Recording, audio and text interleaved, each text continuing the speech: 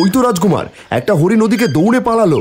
হ্যাঁ, তা তো দেখলাম, কিন্তু হরিণটা এভাবে দৌড়ে পালালো কেন? দৌড়াবে না, হয়তো আমাদের উপস্থিতি টের পেয়েছে।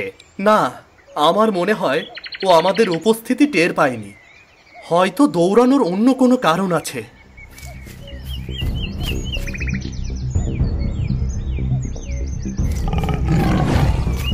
রাজকুমার, এ তো দেখছি বাঘ। তাড়াতাড়ি পালান, নয়তো প্রাণ নিয়ে ফিরে যেতে পারবো না।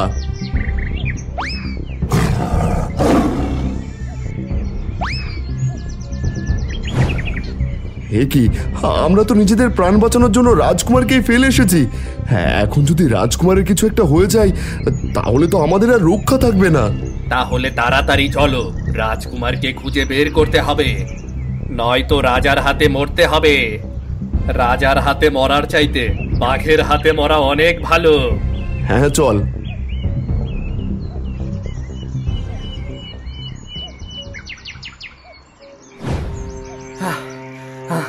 যাক, বাঘের হাত থেকে কোনো মতে বেঁচে ফিরেছি। এ আমি কোথায় এসেছি, আর আমার প্রহরীরা কোথায়? আমি এখন এই জঙ্গল থেকে বেরোবো কি করে? আমি তো রাস্তা হারিয়ে ফেলেছি। না, যে করেই হোক প্রথমে প্রহরীকে খুঁজে বের করতে হবে। প্রহরী, প্রহরী, তোমরা কোথায়? প্রহরী, প্রহরী, কোথায় তোমরা?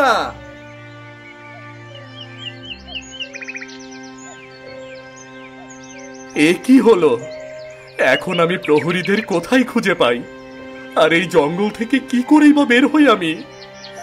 আমি তো এই নির্জন জঙ্গলের মাঝে ফেসে গেছি।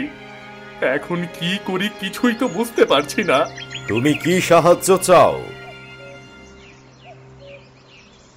কে কে কথা বললো? কে? আমাকে তুমি খুঁজে পাবে না, প্রথমে বলো তুমি কি সাহায্য চাও। হ্যাঁ, আমি সাহায্য চাই। আমি এই জঙ্গল থেকে বেরোতে চাই। আমাকে সাহায্য করুন, সাহায্য করুন আমাকে। ঠিক আছে, চিন্তা করো না, আমরা তোমাকে সাহায্য করব।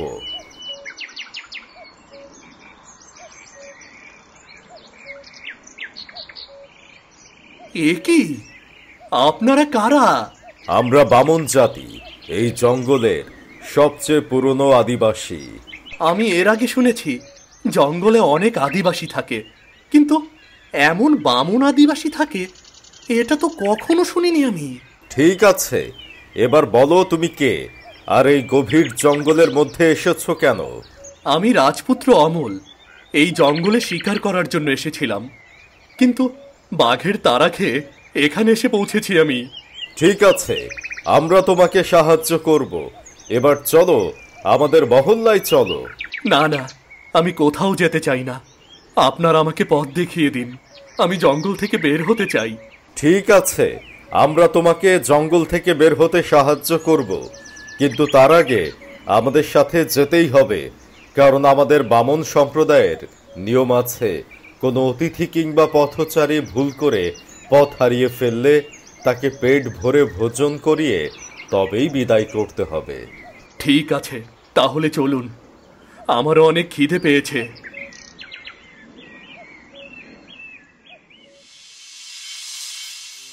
এ কি, এত সুন্দর জায়গা! বাহির থেকে তো কিছুই বোঝা যায় না, কিন্তু মাঝখানে এই খাঁচাটা কেন? মাঝখানে খাঁচাটা জঙ্গলের পশুদের ধরে রাখার জন্য বানানো হয়েছে। তাছাড়া এই জায়গা মানুষের ভাবনার বাইরে, এখানে সবাই আসতে পারে না। আমরা যাকে নিয়ে আসি তারাই এখানে আসতে পারে। এই, তোরা গিয়ে রাজকুমারের খাবারের ব্যবস্থা কর। হ্যাঁ সর্দার, এখনই ব্যবস্থা করছি। রাজকুমার, তুমি আমার সাথে চলো।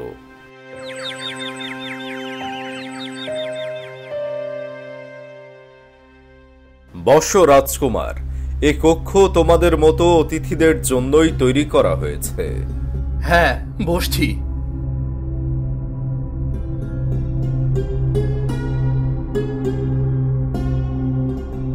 এই যে সর্দার, রাজকুমারের জন্য ফল নিয়ে এসেছি।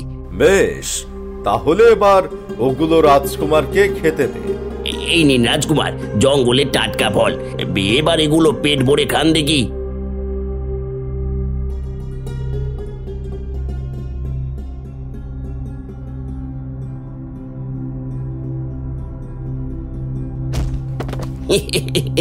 সর্দার, কাজ তো হয়ে গেছে। হ্যাঁ, কাজ হয়ে গেছে। এবার একে নিয়ে গিয়ে খাঁচায় বন্দি কর। সময় হলে একে কেটে খেয়ে ফেলবো। হ্যাঁ সর্দার, অনেকদিন হলো মানুষের মাংস খাওয়া হয় না। এবার শুধু মানুষ নয়, একেবারে রাজার পুত্রকে খাবো।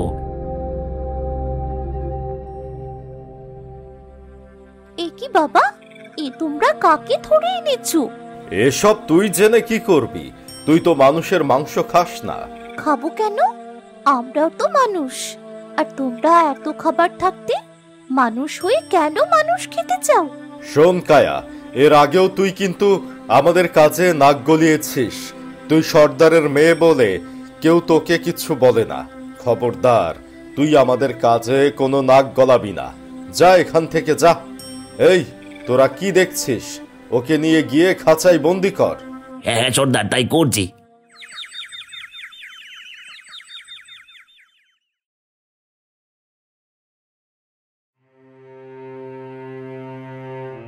এ কি বলছো তোমরা?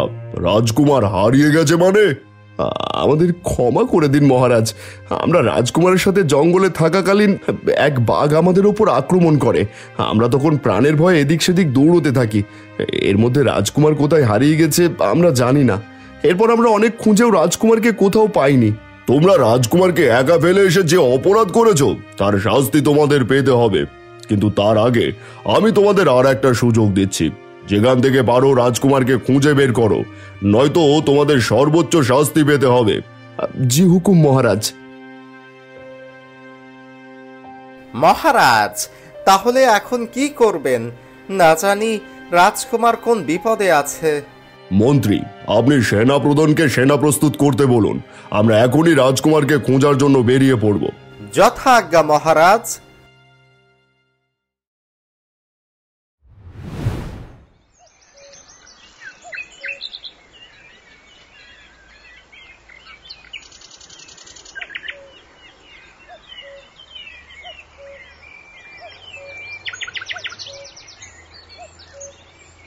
মহারাজ, রাজকুমারকে তো কোথাও দেখতে পাচ্ছি না।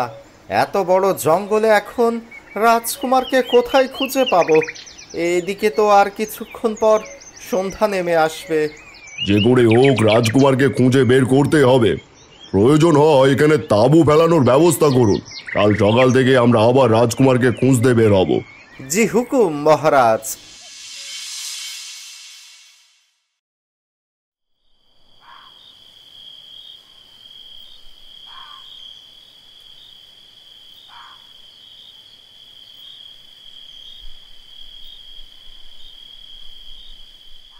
এ কি? আমি এখানে কেন? আমাকে এখানে বন্দি করে রেখেছো কেন? আমি তো কিছুই বুঝতে পারছি না। আস্তে কথা বলুন, নয়তো সবাই জেগে উঠবে। তাহলে বলো, এরা আমাকে বন্দি করে রেখেছে কেন? কারণ আমরা বামনরা শুধু আদিবাসী নই, নরখাদক আদিবাসী। সবাই মিলে আপনাকে খাবে বলে এভাবে বন্দি করে রেখেছে। এসব কি বলছো? বামুনেরা নরখাদক?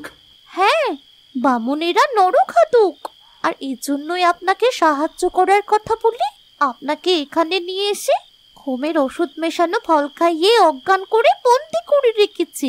বুঝতে পেরেছি, এবার সব বুঝতে পেরেছি। কিন্তু তুমি কে? আর তুমি কেনই বা চুপি চুপি আমার কাছে এসেছো? আমি বামন সর্দারের মেয়ে কায়া। আমি আপনাকে সাহায্য করার জন্যই এসেছি, কারণ আমি মানুষ হত্যা একদম পছন্দ করি না।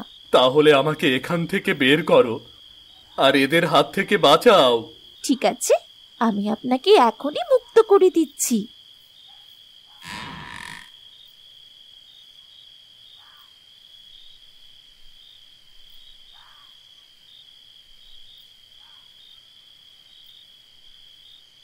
এবার কোনো শব্দ না করে আমার পিছু পিছু আসুন।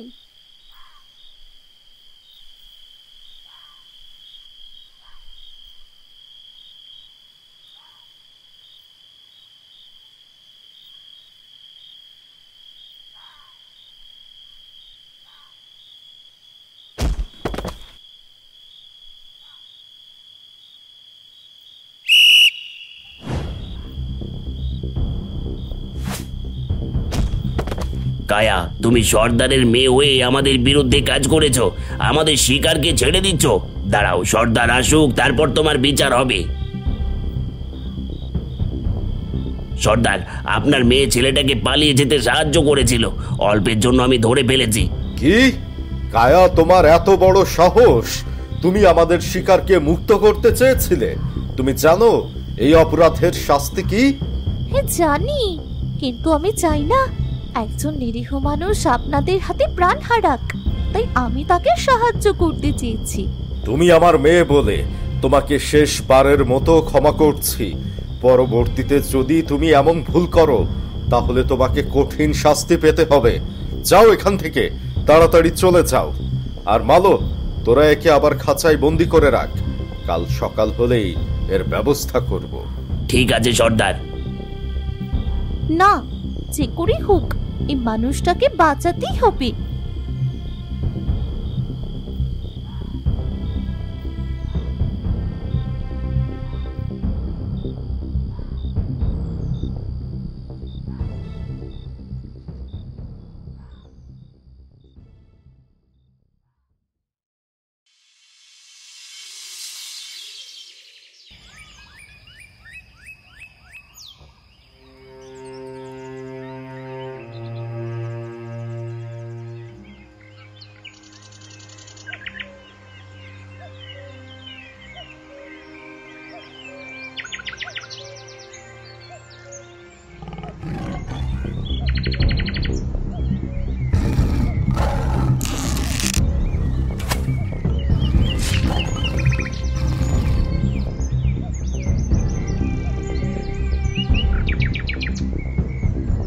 এই সাহসী কন্যা, কে তুমি? আমি এই জঙ্গলের আদিবাসী বামন কন্যা কায়া। কিন্তু আপনারা আপনারা কারা, আর এই জঙ্গলে কেন এসেছেন? আমি রাজা ধীরাম। আমার পুত্র অমল গতকাল শিকার করতে এসে এই জঙ্গলে হারিয়ে গেছে। আমরা তাঁকেই খুঁজছি। কি, রাজকুমার অমল আপনার পুত্র? কেন, তুমি কি আমার পুত্রকে কোথাও দেখেছো? তুমি কি তাকে চেনো? হ্যাঁ চিনি তো। আর আপনার পুত্রকে বামনেরা আটকে রেখেছে। কি, বামনের আমার পুত্রকে আটকে রেখেছে? কিন্তু কেন ওরা আমার পুত্রকে আটকে রেখেছে? কারণ জঙ্গলের বামনেরা সব নরখাদক, তারা রাজকুমারকে খাওয়ার জন্য বন্দি করে রেখেছে। আপনারা তাড়াতাড়ি চলুন, নয়তো ওরা রাজকুমারকে মেরে ফেলবে। কিন্তু তুমিও তো বামন, তাহলে তুমি আমাদের সাহায্য করছো কেন? আবার আমাদের ফাঁসাতে চাইছো না তো? না, আমি আপনাদের ফাঁসাতে চাইছি না। আমি বামনদের এমন কাজকর্ম, মানুষ হত্যা পছন্দ করি না। তাই রাজকুমারকে বাঁচানোর জন্যই আমি আপনাদের খুঁজছি। বেশ, তাহলে চলো। মন্ত্রী, সেনাপতি, তাড়াতাড়ি চলো, আমাদের রাজকুমারকে বাঁচাতে হবে।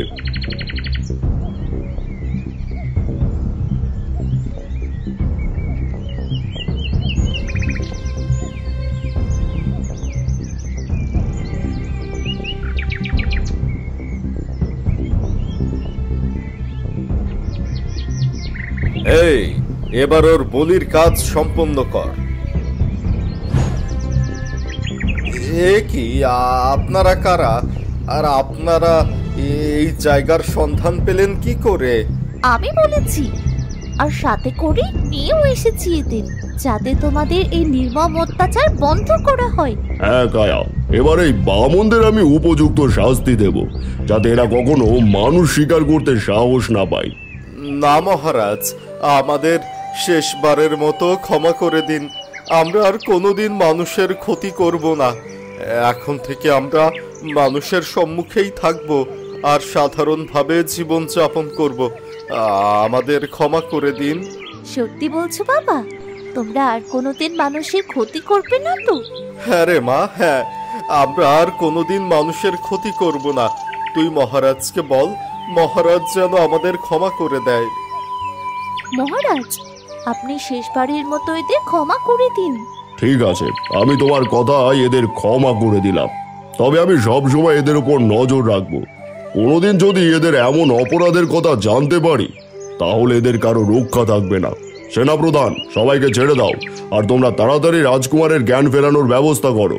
চিন্তা করবেন না মহারাজ, রাজকুমারের চোখে মুখে একটু জল ছিটালে রাজকুমার জ্ঞান ফিরে পাবে। আর আমি এখনই তার জ্ঞান ফেরানোর ব্যবস্থা করছি।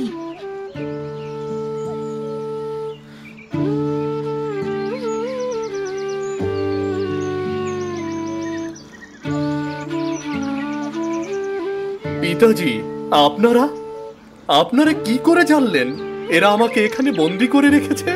এই মেয়েটার জন্যই আমরা তোমাকে বাঁচাতে পেরেছি। তোমাকে অনেক ধন্যবাদ কায়া, সত্যি তুমি অনেক ভালো। আজ থেকে তুমি আমার বন্ধু, আমি তোমাকে কখনো ভুলবো না। তোমার যে কোনো প্রয়োজনে রাজমহলের দরজা তোমার জন্য সব সময় খোলা থাকবে। ঠিক আছে রাজকুমার, আমিও আপনাকে মনে রাখবো। আর এবার আপনারা নিরাপদে মহলে ফিরে যান। বামন কন্যার সততার কারণে রাজকুমার তার জীবন ফিরে পায়। এরপর রাজকুমার বামন কন্যাকে বন্ধু বানিয়ে সেখান থেকে বিদায় নেয়। এরপর থেকে বামুনরা সাধারণভাবে জীবনযাপন করতে থাকে, যার ফলে এই বিশাল জঙ্গল নিরাপদ জঙ্গলে পরিণত হয়।